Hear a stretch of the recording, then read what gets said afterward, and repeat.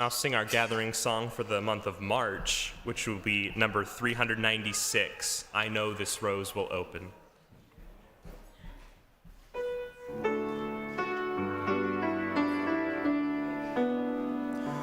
I know this rose will open. I know my fear will burn away. I know my soul will unfurl its wings. I know this rose will open. I know this rose will open. I know my fear will burn away. I know my soul will unfurl its wings. I know this rose will open.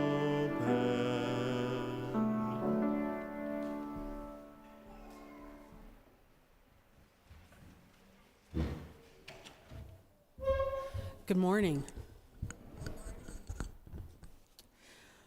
My name is Quanda Hood, and I am a worship associate here at UUS.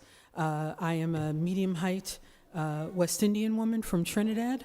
I'm wearing a purple shirt, blue jeans, and funky purple shoes.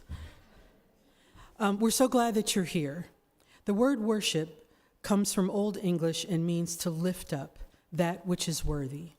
We are here today in community to do just that, and we consider all of it worthy, the good, the bad, the mundane. We are glad you are here. We give thanks to this land and those who cared for it over the centuries. We are glad, the Kickapoo, the Iowa, the Sauk, and the Mizwaukee. We are grateful for their care. I invite you to be here, to be in this moment, to be present as you are able. We are glad you are here. Let's take a deep breath together, inhaling fresh, clean energy to nurture as we gather. Unitarian Universalism is guided by shared principles, sources, and values. It is a living religious tradition. Today we focus on building our understanding of the UU values of justice and interdependence. We are glad you are here. If you are new here, welcome. If you were here with us in person or are interested in I think it's supposed to say online, and interested in learning more, please connect with the greeter in the atrium after the service. We are so glad you are here. For YouTube viewers, there is a link to a form in the visitor notes. Thank you for watching. Our minister, Reverend Diana Smith, is on sabbatical through the end of April. Today, we are joined by Diana Henry, a member of the congregation, who will share about justice and interdependence. May your call be awakened. May your call be awakened. We come to religious community from many paths and with diverse needs.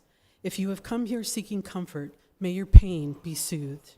If you come here looking for answers, may you find new questions. If you've come here seeking purpose, may your call be awakened.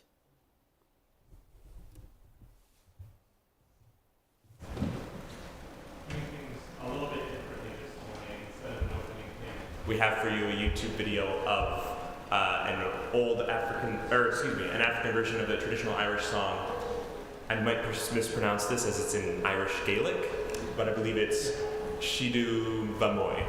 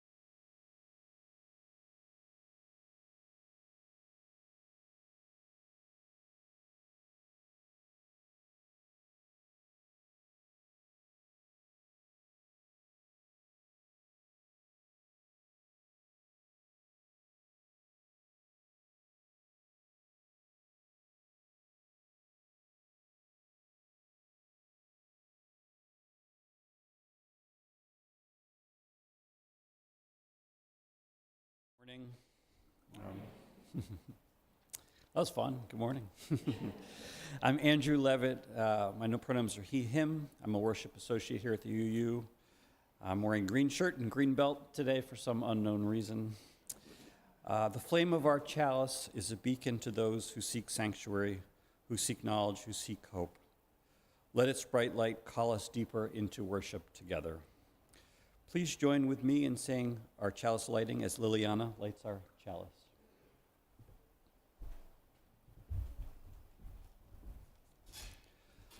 Life is a gift for which we are grateful. We gather in community to celebrate the wonder and mystery of this great gift. So let us now kindle the flame of our liberal religious heritage and renew our covenant of mutual love and care. Love is our doctrine. The quest for truth is our sacrament, and service is our prayer. To dwell together in peace, to seek knowledge and freedom, and to serve those in need. This we promise, this we covenant with life and one another. It can be so easy to numb ourselves to the harm unfolding around us. And so together each week, we light an additional flame to call us toward justice and healing. This is a moment in which we can, in wide solidarity, kindle our commitment to heal the world. Today, as we light this candle, we're particularly mindful of the trans folk within Iowa whose civil rights were stripped earlier this week. We light the flame and hold silence together.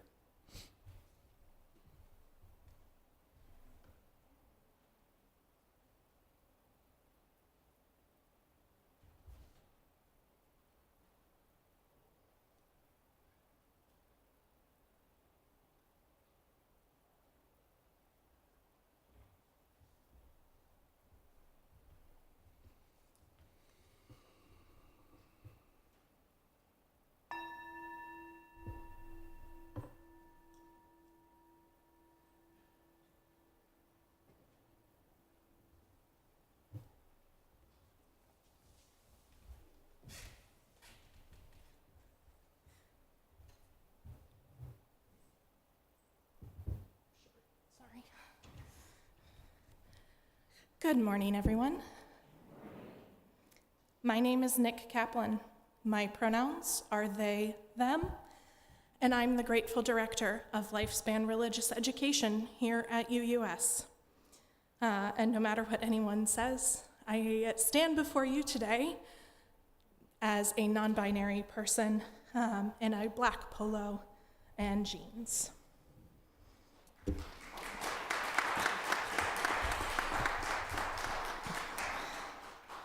Sometimes we are divided, and our stories about how we rise up against each other, and our stories are about how we rise up against each other. And sometimes our stories are about how, despite our differences, we can work together. The story that I'm going to tell you today has been told many ways all over India, where it comes from. I'd like to invite my friends from the RE Commons to come in. I have some parts that I really need help with today, and I don't know if everyone out here can do it by themselves. So if you're interested in participating in the story today in a couple of different ways, I would love for you to come in. There's seats at the table or on the cushions, other chairs available if you prefer those. If you're not comfortable coming in, that's okay. You can stay out there and still participate. This story is Strength and Unity. A dark cloud of worry spread through the forest. No longer were the hunters satisfied with capturing the birds in their snares, just one at a time. The hunters had developed a new technology. They were taking long strands of fiber and crisscrossing them one over the other and tying the strands fast at those intersections. Do you know what they were making? Yeah. Nets. They were making nets. Now, instead of capturing the birds just one at a time, they could capture a handful, a dozen, or hundreds all at once. I know, right? All right. The birds that escaped this new invention, these new nets, they were frightened. What could they do? Some birds lost all hope. It's pointless, they peeped in their feeble voices. There's no way we can escape this horror. We might as well give up now. Do you think that's how all the birds felt? No. Other birds got busy, building up their muscle strength and sharpening their bills. If I get caught, boasted the strong birds, I'll be able to cut my way free. I'll be strong enough to fly away. It was encouraging to hear hope, but not all of the birds liked the brazen approach of the strong birds. Some of the birds said, "If I escape while others die, my life will be filled with unhappiness." So a meeting was called. The birds talked back and forth. How do you think the birds talked back and forth? Caw, caw. Chickadee-dee-dee. Woo, yeah. Tweet-doo. Yeah, I hear some impressive bird calls out there. Are you gonna let them out, do you? What bird calls? Those are awesome. So the birds, all right, the birds came up with a plan. And sure enough, it wasn't long before they had a chance to test their plan. Peep, peep. Many birds heard the call. It was a call of distress. Who was it? Birds of all shapes and sizes flew toward the sound. They landed on the branches of a big tree. But where was the injured bird? They couldn't see it. Oh, did I hear some uh-ohs? Some oh no's? I thought I did. Suddenly, they were trapped beneath a net. It was a trick, and they could barely move. Some of the birds panicked and cried out, but others remained calm. Soon, a whisper ran through the flock of birds that had been caught. Take a deep breath. Remember our plan. When the leader of the birds sings, let us all flap our wings. The whisper was repeated, and soon it resounded from one end of the net to the other. Take a deep breath. Remember our plan. When the leader of the birds sings, let us all flap our wings. The birds breathed in. The leader whistled a plaintive note. The birds began to flap their wings. So let's start. With that heavy net, it's going to be really hard at first. Our wings might be really small because we're close to our neighbors, but it's going to be really hard work. But then, sure enough, when it began to feel impossible for some of the birds, they looked over at their neighbors. Their neighbors were also hard at work, and they felt encouraged. They continued to flap their wings. After working hard side by side for what seemed a really long time, suddenly they lifted right out of the tree. They rose higher and higher, carrying the net into the sky with them. The leader whistled a plaintive note once more. The birds tilted their bodies to the side in unison, as though they were one. The net slid off their backs and dropped to the ground. After that, a new melody could be heard in the forest. There's strength in unity. There's strength in unity. That is the story of how the birds met their worst fear. It is the story of how we can meet ours. Each week, when they head to classes, our children light a lantern as a symbol of love and hope that goes with them as they explore our faith. Children, youth, and teachers who are headed off to religious education classes, please come forward as Alex lights our lantern from our chalice. And we can all join in singing "Be Open" as the children, youth, and teachers head to religious education. The words are on your screen.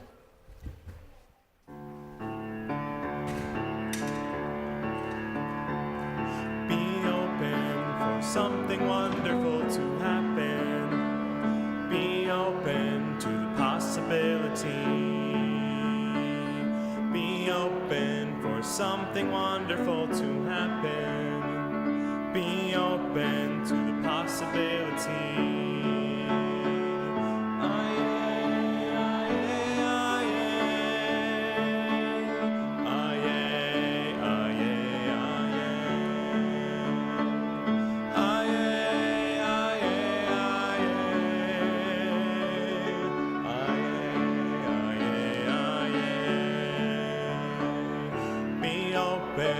Something wonderful to happen.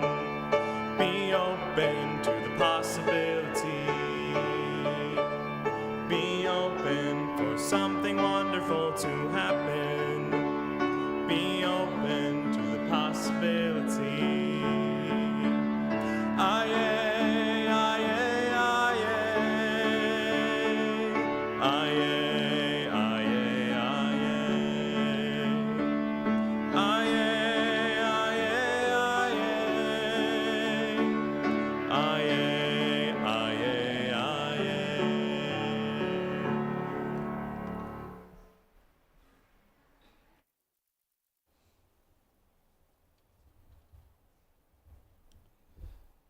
Rebecca Savage writes, "Spirit of life, both within and around us, be present to our collective yearning for renewal in this moment. Life has become super lifey these days, with the demands and pressures of jobs and roles, the tugs of the heart of people and places we miss and long for, the ways that when so much is asked of us, we crumble just a little bit more each day under the weight of it all. With the soul-crushing, devastating news and updates from around the world in our own communities, the loved ones in our lives hurting and struggling, the ways that we are hurting and struggling. Spirit of life, we pause to acknowledge the many challenges of life and send love and care into the world.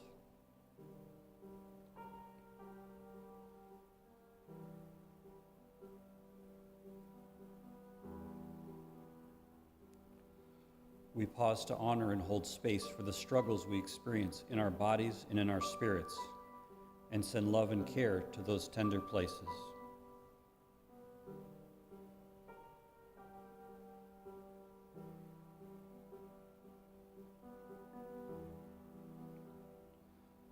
We pause to receive the abundant mystery and grace, the power of love that is greater than ourselves, to heal and nurture us.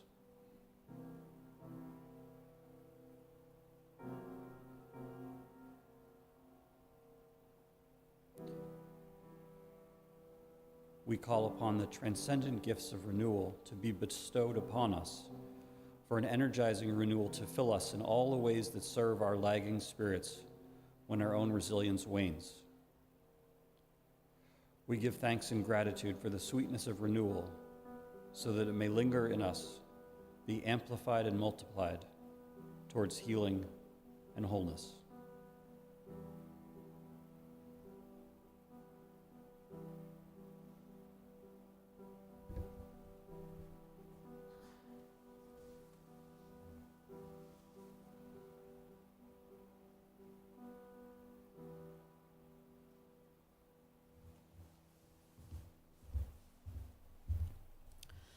A recipe for resilience. This recipe has been tweaked over time, so adjusted as necessary. Sometimes it yields more servings than anticipated. Sometimes it needs a bit more of this ingredient or that. It comes from generations who have gone before me, and I've added my own flavor along the way. 1 part courage, 2 parts tears and doubt, 1 part deep listening, 1 part each of both silence and laughter, a dash of trust, a pinch of wonder, a heaping scoop of naps and snacks. In a separate bowl, mix together family, friends, and those who challenge you to be your best self, those with whom you disagree.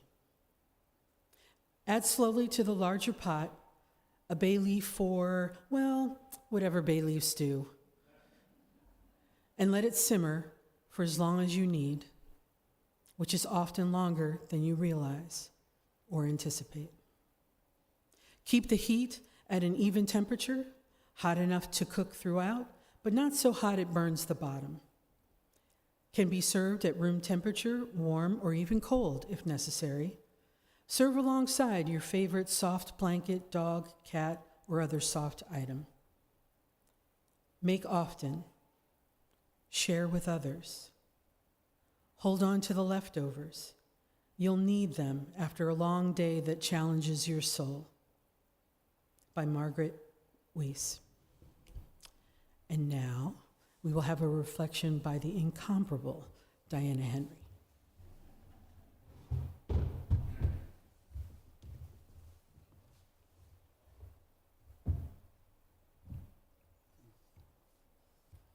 Good morning. I am a short, dark-skinned African-American woman. I have on a green jacket, green pants. Yes, that's it.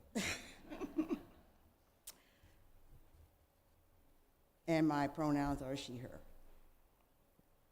While teaching at Weber Elementary School, I formed a deep and abiding friendship with Lorraine Kent. She retired several years before me. However, we kept in touch by going out for coffee and conversation, visiting museums, attending UI dance performances.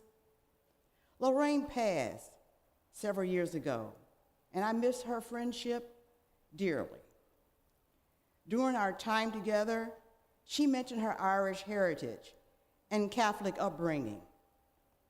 Although Catholic, she didn't go to church. She wasn't dogmatic and strongly believed in treating people with respect and integrity. She also appreciated her Irish background.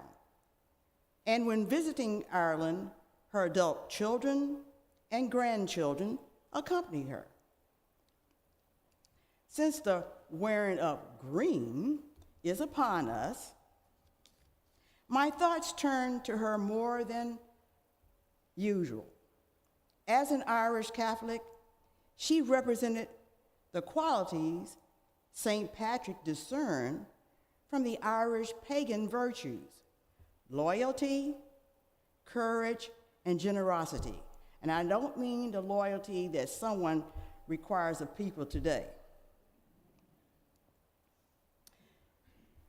As part of their system, these virtues encompass right relationships to bring about balance, equality, and supportiveness, which are sorely needed in our community today. Historian Thomas Cahill cited these qualities in his research of St. Patrick, who was not Irish. He was a Roman citizen of Britain, known as patriots. Some references say he was captured at the age of 16 and sold into slavery in Ireland. Yet sources dispute this. Nevertheless, what is known is that he spent some time in Ireland as a youth and later returned to Britain, where he eventually became an ordained bishop. He returned to Ireland in circa 432 or 433, where he continued to infuse the virtues cited above in his religious practices and behavior. For example, although dangerous, he spoke out against slavery in Ireland, even though his life was threatened many times because of this stance. For my part, I am intrigued by St. Patrick and the Irish because of the story about his enslavement, which connects to the experience of African Americans. In this pursuit, I discovered that 38% of African Americans have Irish ancestry. This relationship was fraught because for years, the powerful had perpetrated animosity between Irish and African Americans by creating competition for jobs and housing, particularly in the 19th century. However, recent research has shown a growing synergetic recognition by each of their shared experiences of oppression and a push towards improved relations. For example, there are records of interracial communities in areas like New York's 8th Ward, where Irish and African Americans have lived together and formed families.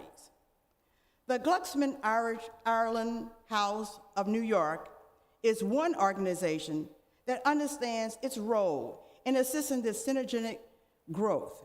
In 2018, initiated the Black, Brown, and Green Voice Project, which digitalized 15 oral history interviews recorded from 2019 to 2021. It took courage to make such a connection and generously share it with the public in the face of the current pushback on so-called woke and DEI initiative. I will recite now brief excerpt from 2 of the interviews. Quote, "I actually was born there, Ireland, yet you still don't see me or view me as being Irish. I remember somebody saying that I was African American. And I was like, it just doesn't make sense. Like, I'm not even from America. I'm from Ireland, African, Irish. I am not African American. Like, I didn't fit in a box, which is another thing that brings us to a whole bigger conversation. Why do we have to have people in boxes? Why do we have to have labels on everything? You know, end quote. Another short excerpt. I think what shapes me fundamentally was, why were people so invested in a particular kind of bounding of groups? Right. And keeping out people who look different from them.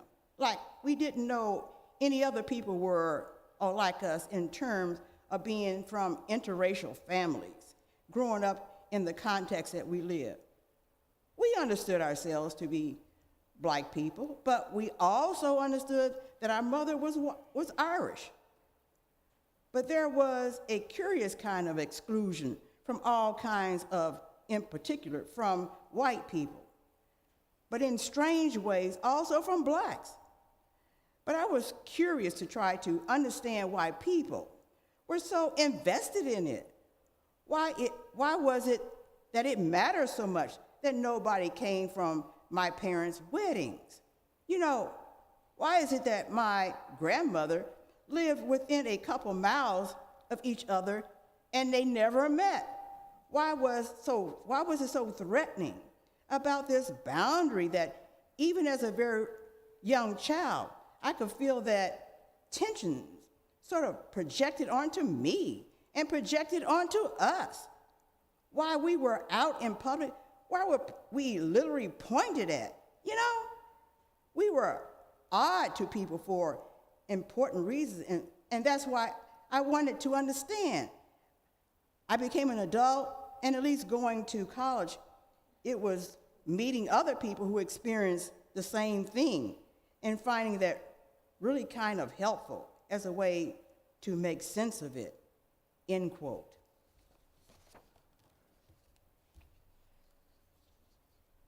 The second organization fostering relationship between African Americans and the Irish is the African American Irish Diaspora Network. It provides a framework for people to strengthen their identity and connection with the Irish diaspora, engage with Irish culture, business, communicate with one another, and provide opportunities for them to travel to Ireland to experience its rich beauty and history. The Glucksman Ireland House acknowledged that it would not have been able to conduct the interviews without the support of the African American Irish Diaspora Network. An important finding is that Ireland is at a critical juncture in terms of conversation around race. There is a Black Lives movement growing in Ireland. Both of these organizations have taken the initiative to assist Ireland and their multicultural descendants in a way that embraces the virtues of loyalty for each connective experience, realizing that it takes courage during these divisive times to reach out with humility and generosity, to acknowledge commonality and appreciate differences, committed to being in right relationships with one another. We, as a nation, must also embrace and implement this covenant. Now, I would like for us, I've given, everybody should have received a paper shamrock. And I would like for you to write the 3 words on the petal: loyalty, courage, and generosity on each of the petals. Then, write what you have done or would like to do to demonstrate the virtues of loyalty, courage, and generosity, and briefly share that with someone near you. You have about 3 or 4 minutes. Go ahead, enjoy yourself.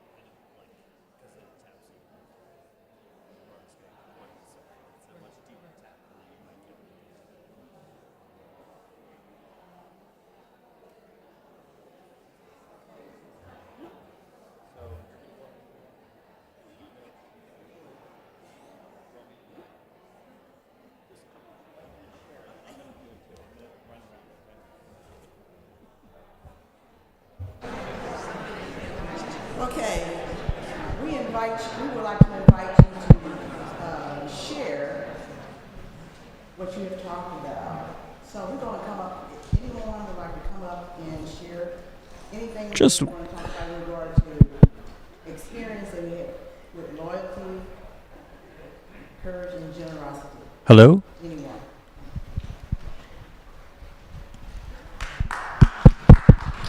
Hello. Go all the way up there. Full view. Good morning, friends. Resiliency is the key these days. We need to stay resilient. But under loyalty, I put down engage. That's what we're doing here. We're engaged together to speak out against injustice. Courage. I said speak out. Call your congressman. Go to meetings. Say things, repeat things on Facebook that you hear. And for generosity, I said share. Share yourself. Share with others. Share your time. Share your assets. Share all of the above. Keep being resilient. We'll get through this together.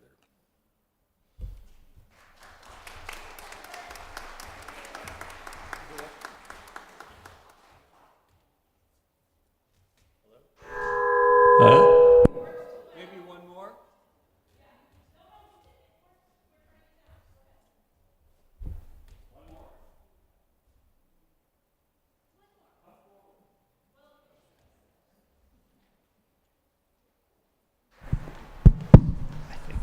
I had a lovely conversation with Nicole Johnson.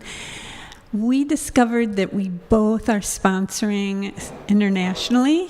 They have an exchange student from Spain, and I am sponsoring a Ukrainian family.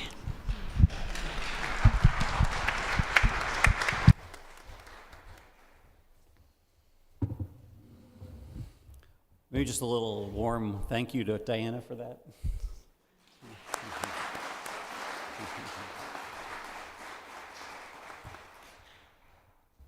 Our congregation is made up of many people and many communities.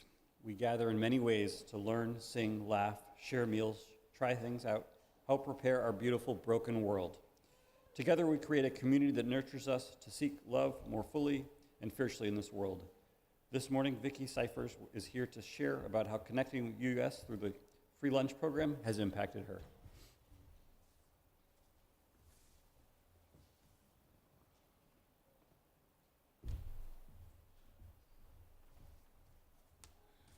Good morning, everybody. I'm Vicki Seifers. I didn't get the memo about green today, sorry. Today is the first Sunday in March, and there's 5 Sundays in March. Whenever that happens, we give the 5th Sunday donation to a separate charity. And so we'll have another monthly charity next month, but today is a special one. I'm asking for the 5th Sunday collection for the free lunch that this congregation provides for the free lunch program on the 2nd Friday of every month. In a couple more months, you're going to be asked to donate for an entire month to the free lunch program of Iowa City. So that's the whole program that oversees everything. Today, I'm only asking for the program that we're doing, the one lunch a month. Since the pandemic, we've transitioned from people making casseroles in their own kitchen or buying cater food to buying the food for the main dish and cooking it ourselves at the kitchen, asking people to bring in donations for the salads. In that way, we feed more than 100 people on the 2nd Friday of every month. We've been doing this lunch since the mid-1980s, and it's become an important source of food for people in our community. Well, some of the diners are definitely homeless. A lot of people are just food insecure. They're working, but they don't have enough money to buy all the food they need, so this helps them get through the day. There's been many a time when I'm filling up a takeout container for a person who says, I'm on my way to work, and this is really going to help me out later. So anyway, we have a Sign Up Genius. We have a lot of people on that, and it goes out once a month. We have 4 different shifts for helping out on our day.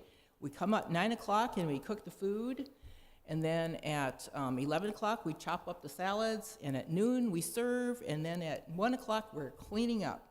Frank Wildensee is the brains behind the operation. He plans the menu, I buy all the food, and then we get the volunteers, and we've really been pretty successful at coming up with inexpensive, nutritious hot meals. We continue to evolve as we stretch our dollars by using food that's already at the kitchen. So where I used to buy all of the food, this month we're gonna have turkey and rice soup, and Frank is gonna use turkeys that have been donated to the pantry. We have a donor who's going to give us money, that's Jeanette Carter, to buy all the vegetables for our soup. So I'm just gonna ask you if you would dig down and put a couple bucks in there. I need about $1,200 a year to buy the food to feed 100 people once a month. Thank you.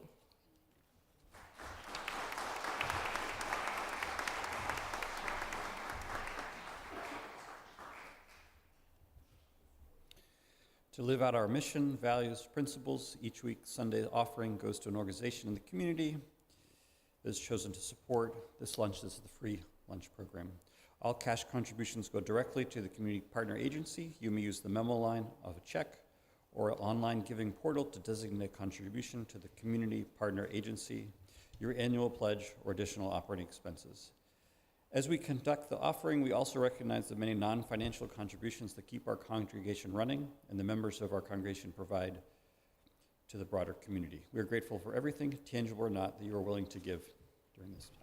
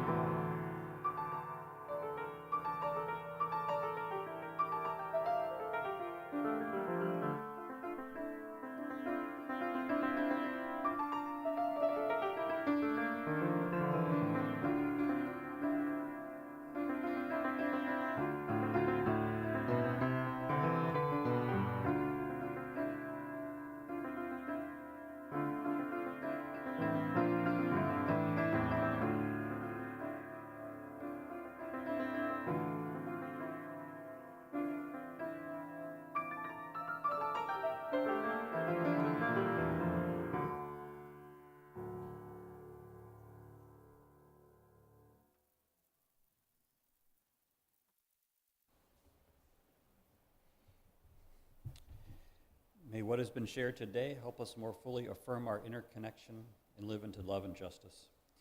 Immediately after the service, we will gather in the fellowship hall and outside for conversation and community. If you're a newcomer, we hope you'll grab a snack and sit down at the table so folks can join you for conversation.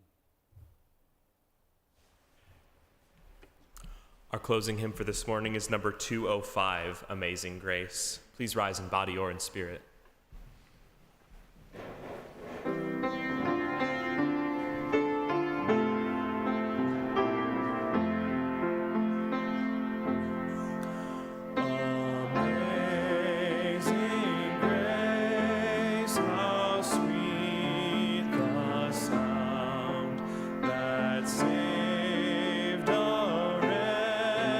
Like me.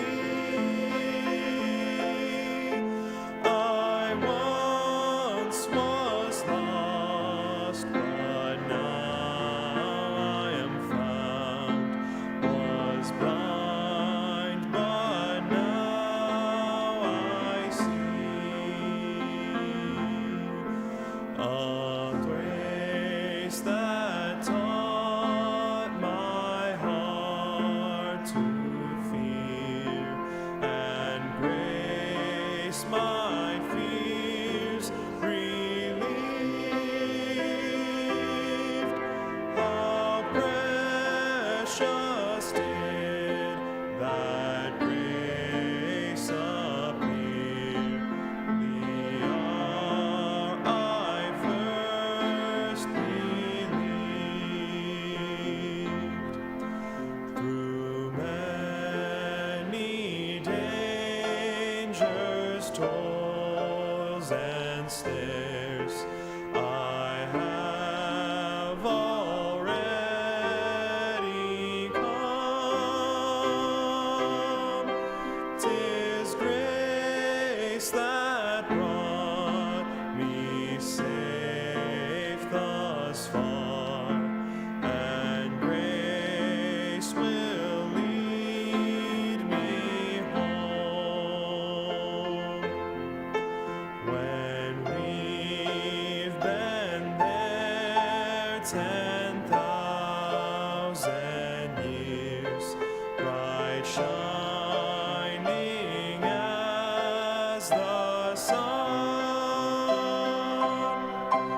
we've no less days to sing God's praise than when we'd first begun.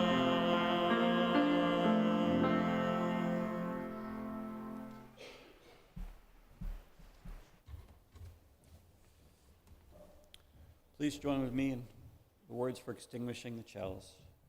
We extinguish this flame, but not the light of community, the warmth of community, or the fire of commitment. All these we carry in our hearts and in our minds until we are together again.